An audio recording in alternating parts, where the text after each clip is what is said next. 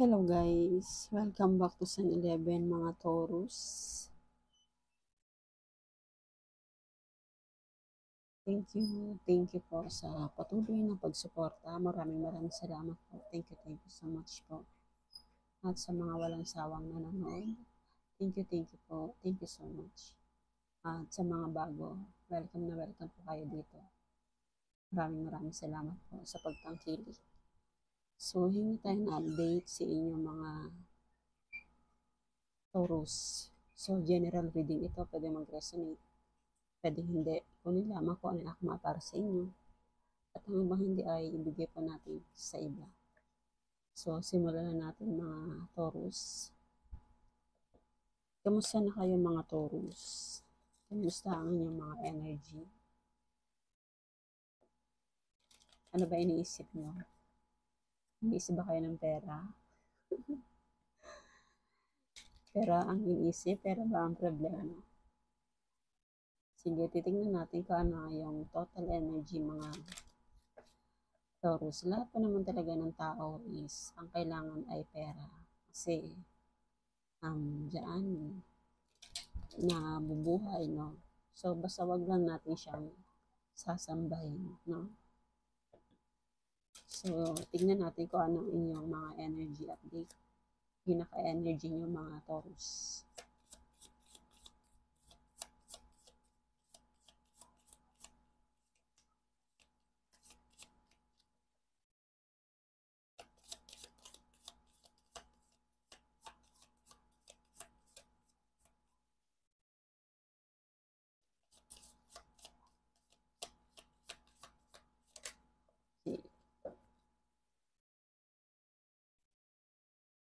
Duality. Positive, negative. Thinking blocks progress. Powerful effect on your belief. So, nagdadalawang isip ka dito, Taurus. Minsan nagiging positive ka. Minsan nagiging negative ka yung mga iniisip mo. So, ang isip natin ay pinaka-powerful po yan. So, dapat lagi ang isip natin is positive. Kasi minsan, pag nag-iisip kayo ng negative, na a-attract din ninyo. So, bawas-bawasan po. So, itong energy ninyo, Taurus duality. Saan pa ang message sa inyo, mga Taurus?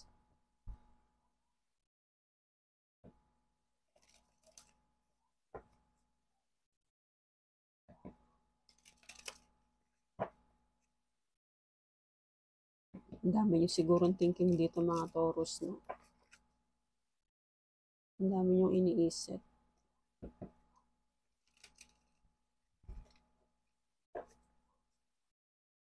Saan pa message sa inyo mga Taurus?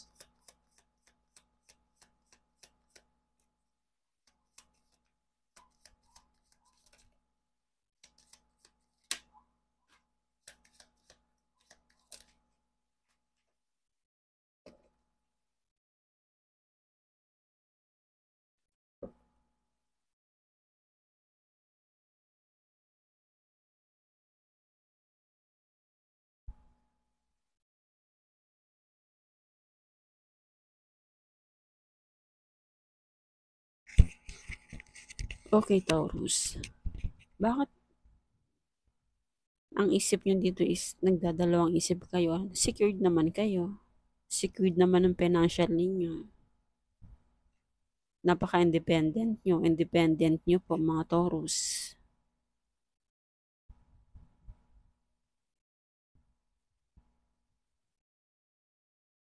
Ayan o. Hawak nyo na yung financial nyo o. Dito na lang kayo nakafocus. Tinitignan nyo yung pera ninyo. Pero bakit nagdadalawang isip pa kayo? So, kailangan nyo ring magsaya. Kailangan nyo magsaya. Kung nabibiyayaan ka, no? Kung may sobra. So, kailangan mong i-celebrate ang sarili mo, no? Kailangan mo makipag-bonding sa mga kaibigan mo, sa mga anak mo, sa asawa mo. No, kailangan mong pasayahin din ang sarili mo, hindi puro trabaho ng trabaho, no? Trabaho kayo ng trabaho dito. At ang pinaka-ano niyo pa dito is, kaya siguro minsan pumapasok yung pagiging duality niyo kasi siguro kayo ang parang kayo ang padre di pamilya, no? Dito mga Taurus. Kaya patuloy kang nagsusumikap, patuloy kang nagtatrabaho, patuloy mong pinagsusumikapan para itong pera mo na nandito sa baba na sinimulan mo. Dahil gusto mo pa tong ano ma-expand. Kaya parang minsan nandun ka na sa talagang may pagka-bossy, no? Ang dating, no? So, kailangan nyo ring i-celebrate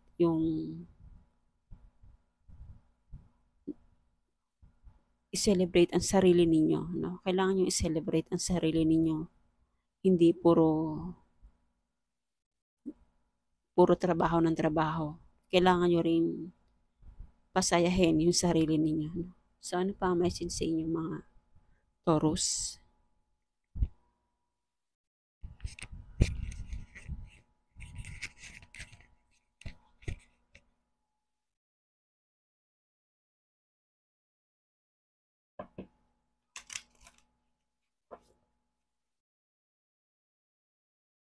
Siguro ang ilan sa inyo mga Taurus na may mga naipon na din dito sa talagang pinagtrabaho ninyo, pinagsumikapan ninyo, sinipagan ninyo.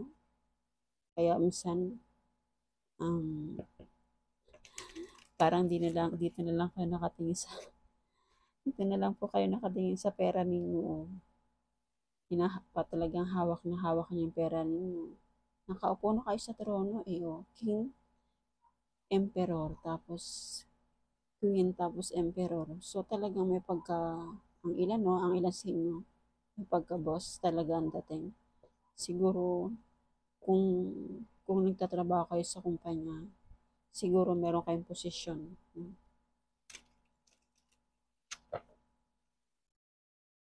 Kaya talagang inaano mo to. Hard work ng mabuti. Talagang sinisipagan mo, dinidiskartehan mo. Para lang hindi masira yung obligasyon mo rin sa isang kumpanya. No? So, ano pa message sa inyo mga Taurus?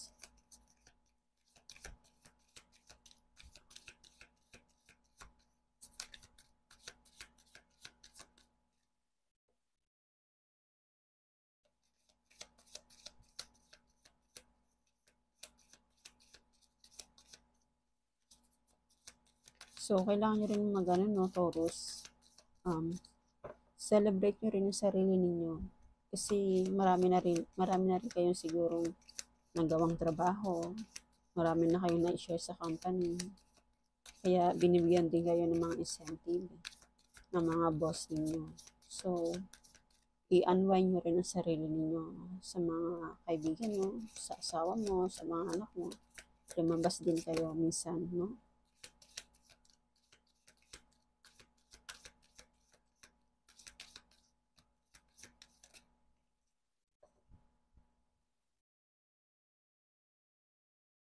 Okay. In the morning, when you wake up, you have a better idea about what to do. Relax until then. So, see? Kasi dahil ano kayo dito matalino kayo dito lagi kayong may mga idea pag gumigising kayo sa umaga. Marami na kayong ang nasa isip nyo agad trabaho, paanong gagawin, paanong diskarte, paano mo sila makagawa ng quantity sa trabaho, no?